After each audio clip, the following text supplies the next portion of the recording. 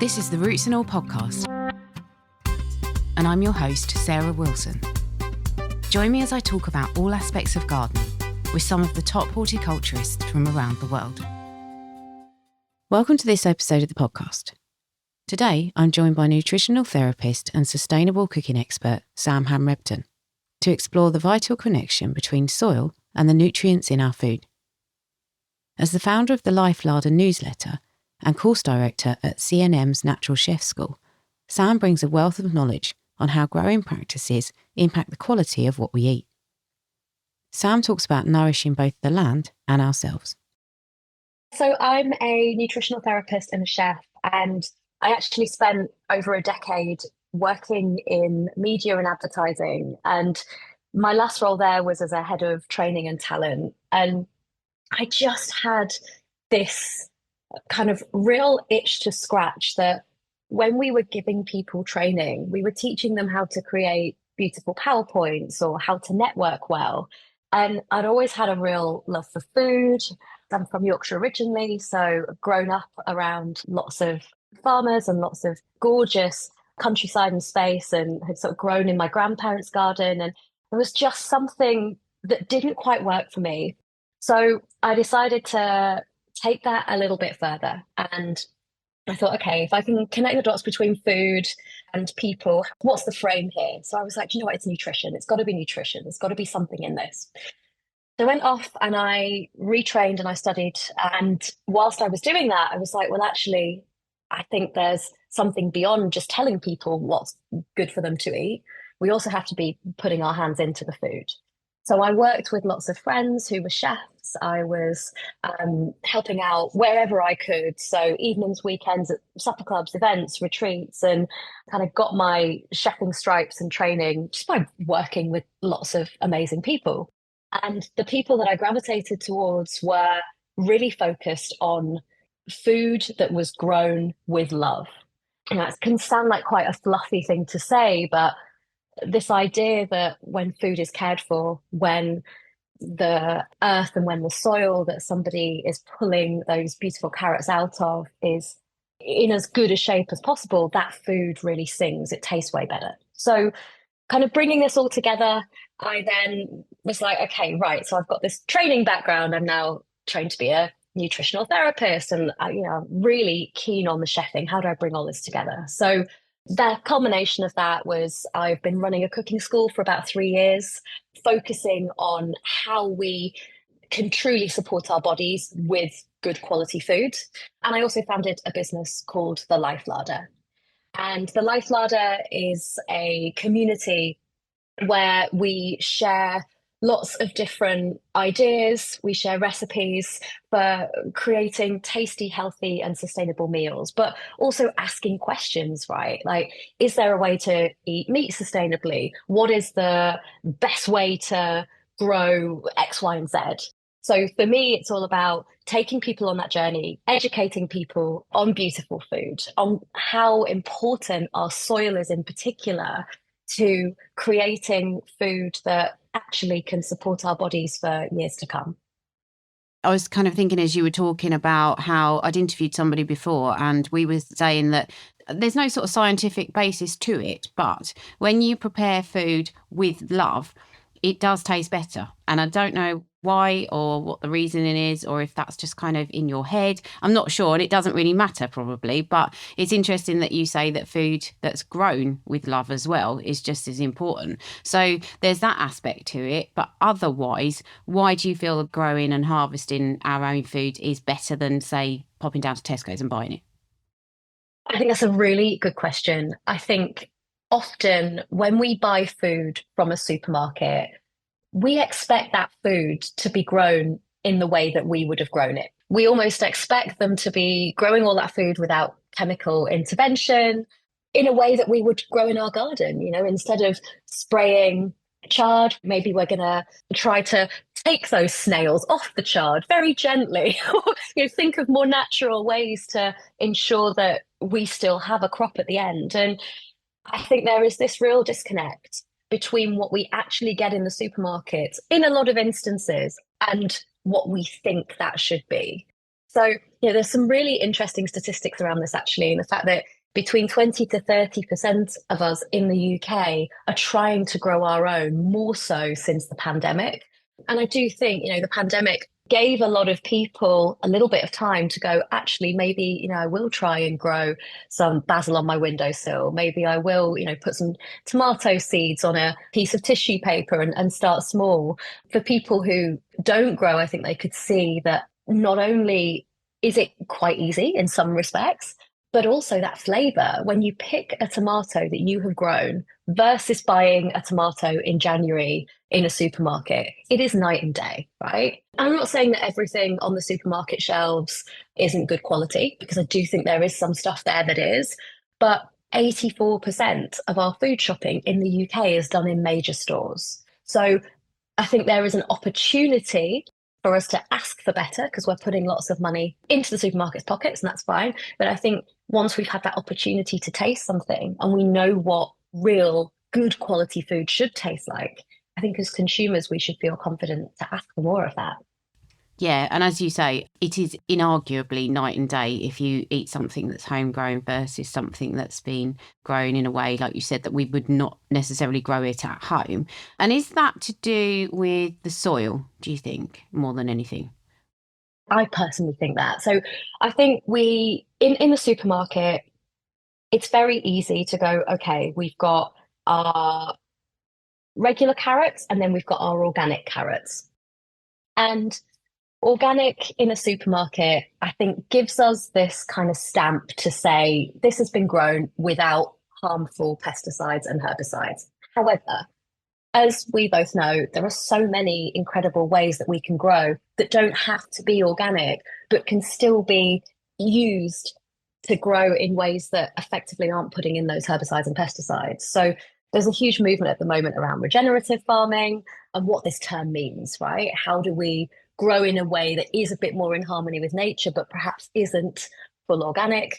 And then we've got biodynamic. So I think there's so many different terms swirling around. But actually, we have to break free of the supermarkets to be able to find a lot of this food. A lot of this food is perhaps grown by people growing on allotments. And, if we're lucky enough to have people who sell their food at local allotments too, there's quite a few places around me where people do sell food from their allotments and veg box schemes. I think a lot of the time, if we begin to look local, we have that opportunity to go beyond what we necessarily see as supermarket, industrial farmed food versus organic, and open out into a world where actually we can support a local food ecosystem as well and local growing systems. Yeah, I absolutely couldn't agree more. I think it has to be the way forward. And going back to the difference between the homegrown and what you might buy in, it's a little bit of a controversial topic, also I've found in the past. Is it your belief that the food that we grow at home is actually more nutritious than the stuff we might buy in? I believe that if you are growing at home and you are growing without artificial chemicals and you are in control of what is going onto the fruits, the veggies, the plants that you are putting into your ground, you then know exactly what's there, right? Therefore, versus, and we're not given that list of what something's been sprayed with in a supermarket. So it could be that actually, it's a great year for strawberries, for instance. And so we end up with really good quality strawberries on the shelves that perhaps didn't need a lot of extra help. I think we have that opportunity in our own gardens, on our own windowsills, on our balconies, to make those decisions. And therefore, that can allow us to grow food that is more nutritious. And the reason I say that food is more nutritious, there's still not a lot of studies, but we are getting more and more of these studies.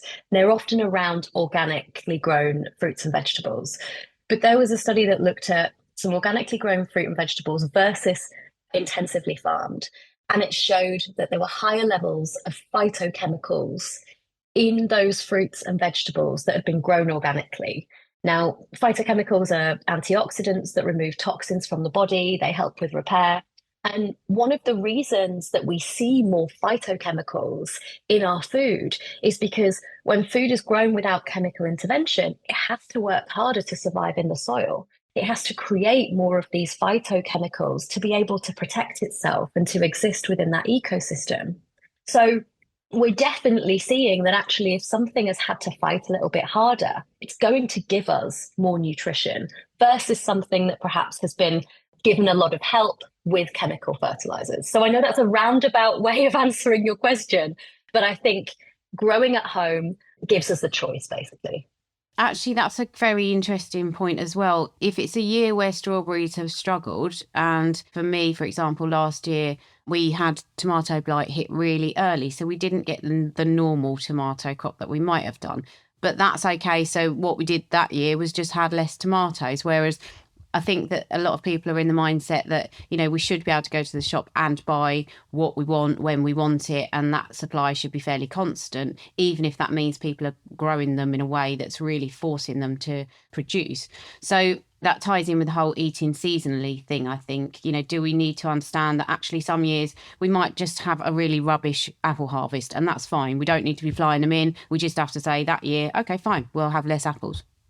In the UK, we are so used to seeing everything on our shelves all year round. We have lost this understanding of what seasonality is when we go to a supermarket.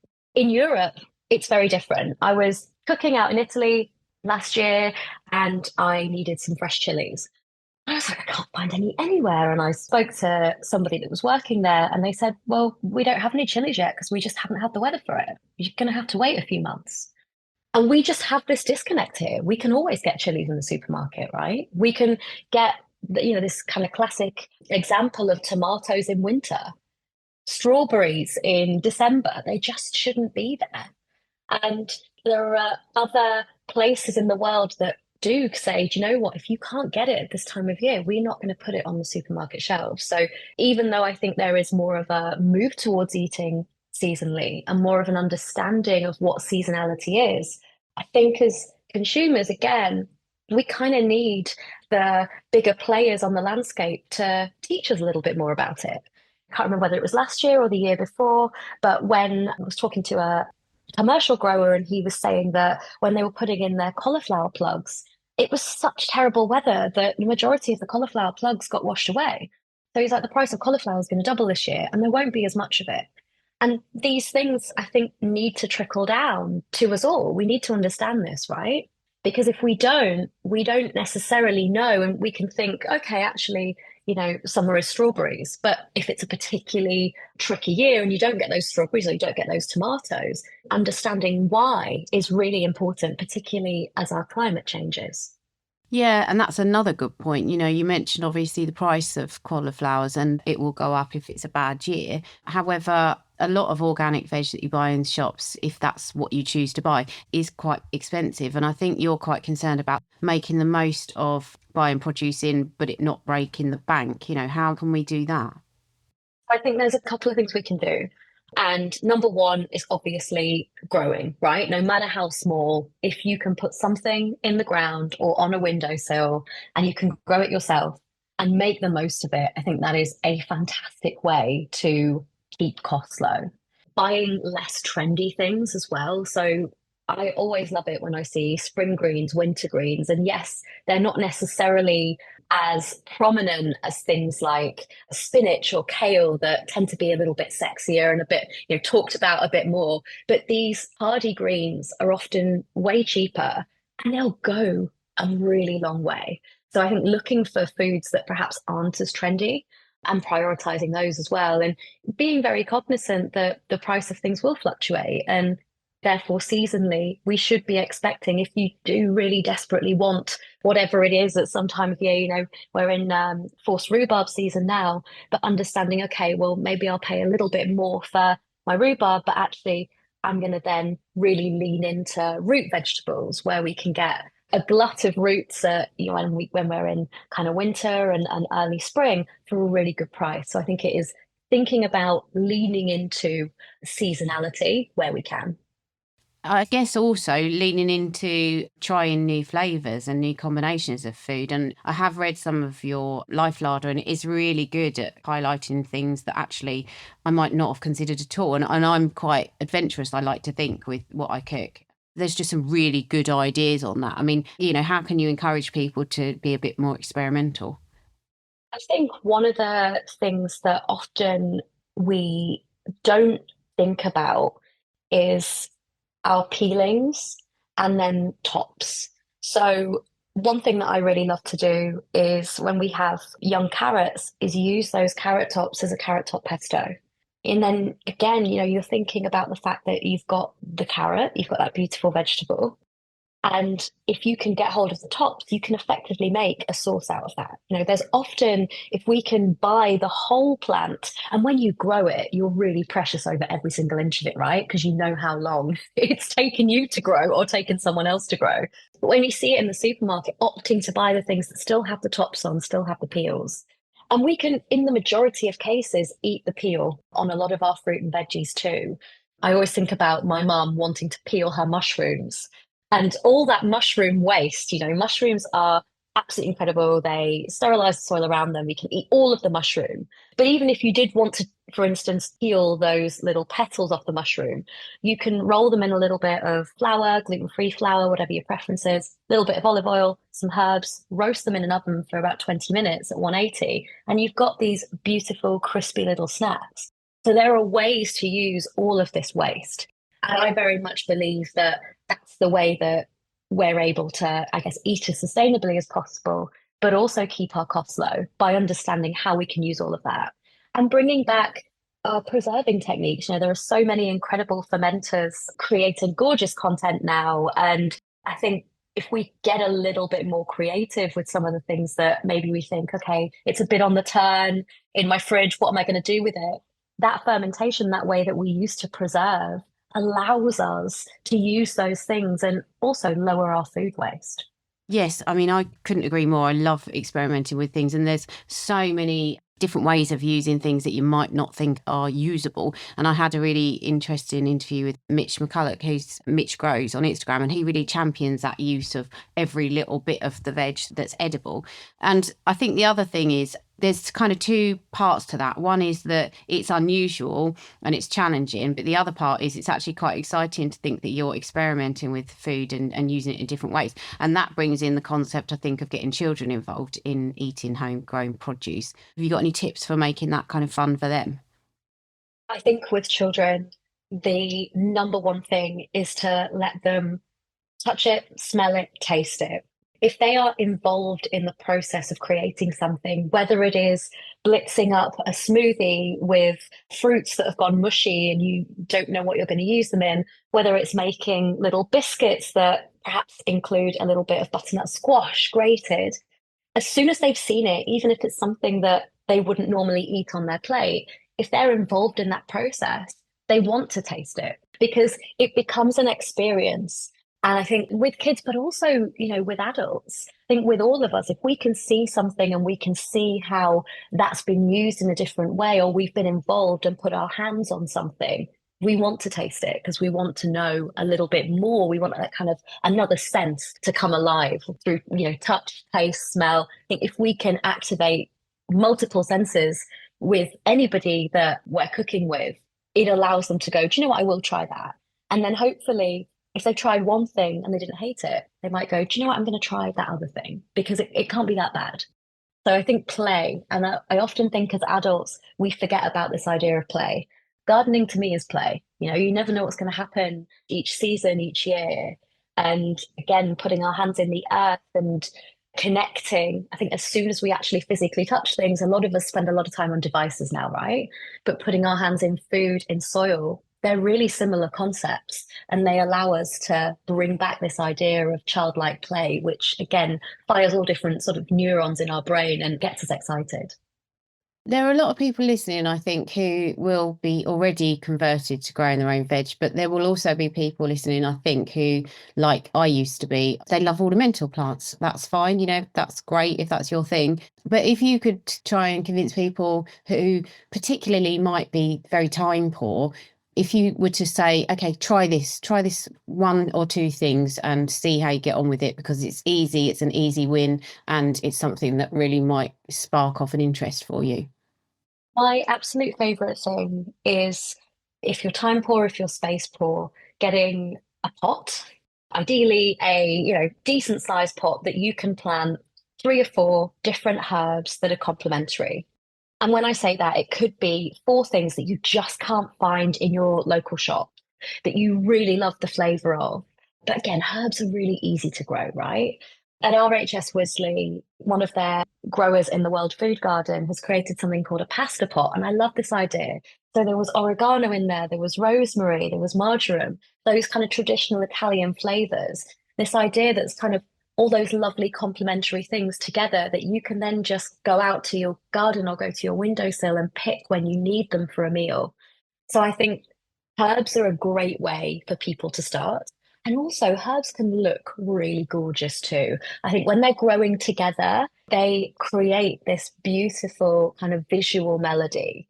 And I'm a real sucker anyway for vegetables and fruits over ornamentals. I just love the look of them. I think, red Russian kale, beautiful rainbow chard. When you see that growing, it is just a feast for the eyes.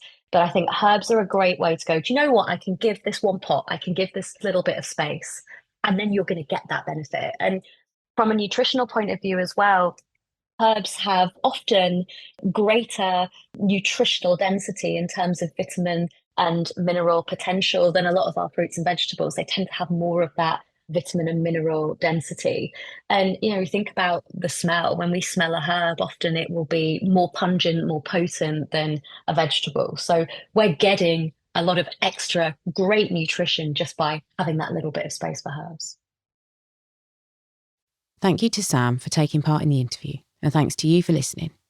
If you like this episode, I recommend checking out episode 257, Taste Your Garden, and 246, Urban Smallholding.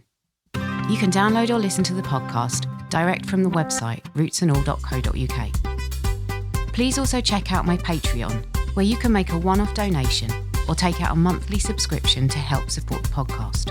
Because if you enjoy the show, please help it continue. I also have a GoFundMe where you can make a one-off donation. Even a one-off donation of £1 helps, and I'll be really grateful for your support. So please go to Patreon or GoFundMe and search for Roots and All Podcast.